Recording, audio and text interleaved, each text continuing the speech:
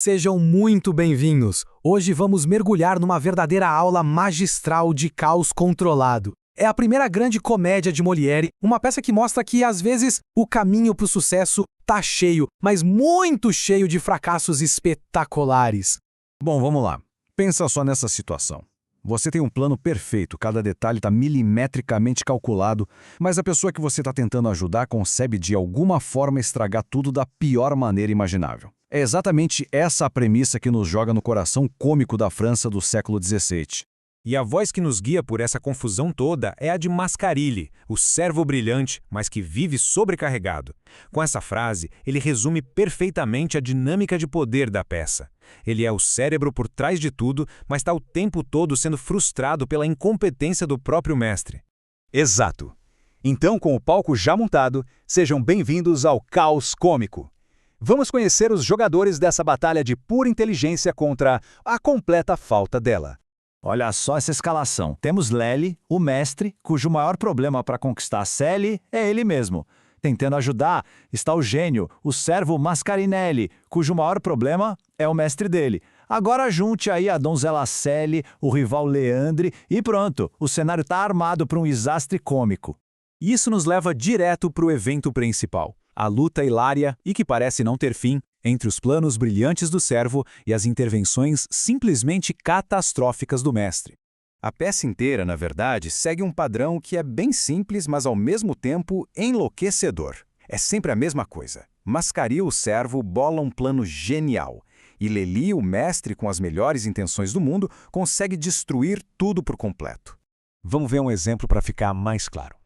Primeiro, o esquema da carta falsa. O objetivo? Impedir que o rival, o Leandre, compre a Sally. A jogada do Mascarille é simplesmente genial. Mas é aí que chega a ajuda do Lely. Sem saber de nada, ele inventa uma história completamente nova que bate de frente com o plano que já estava rolando.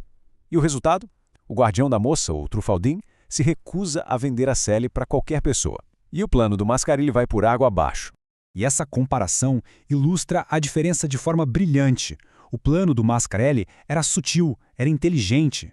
Já a melhoria do Lely foi uma invenção barulhenta, desajeitada. É a comédia da incompetência no seu auge, onde a ajuda é, na verdade, o maior dos obstáculos. Alguém acha que o Lely aprendeu a lição? Achou errado. Vamos para a próxima tentativa. O sequestro mascarado.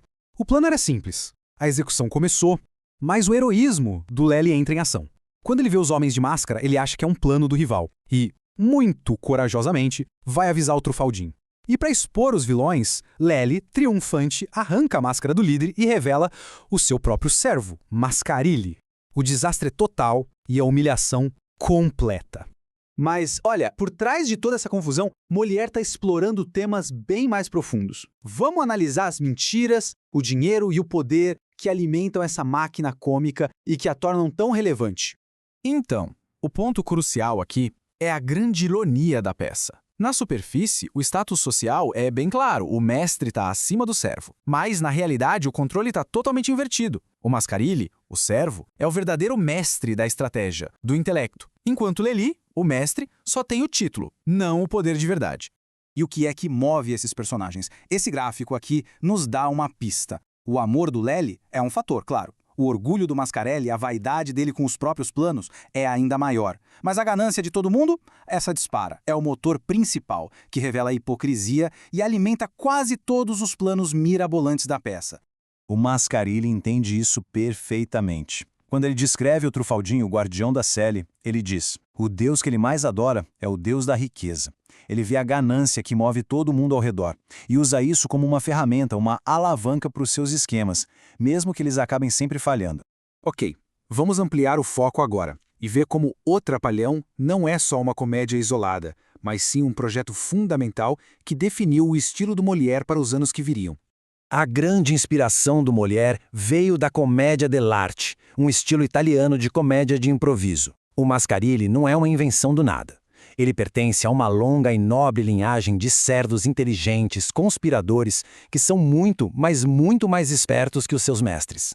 Essa influência ajuda a criar a estrutura da peça, um loop infinito de farsa. O padrão é sempre o mesmo. Um esquema nasce, o mestre entende tudo errado, o plano é arruinado, o servo se desespera e tudo se repete. É esse ciclo implacável que cria o ritmo frenético da comédia. Então, o que a gente pode tirar disso tudo? O Trapalhão foi crucial. Foi ali que Molière estabeleceu o servo inteligente como o verdadeiro herói. Ele aperfeiçoou a comédia de mal-entendidos crescentes, usou a farsa para fazer uma sátira da sociedade e, o mais importante, lançou as bases para suas futuras obras-primas. E isso nos deixa com uma última pergunta para refletir. Por que um servo que falha o tempo todo se torna um herói imortal do palco cômico? Talvez seja porque a gente torce pelo gênio que é oprimido, aquele cuja única fraqueza é a pura incompetência de quem está no comando. Uma ideia que, talvez, nunca saia de moda.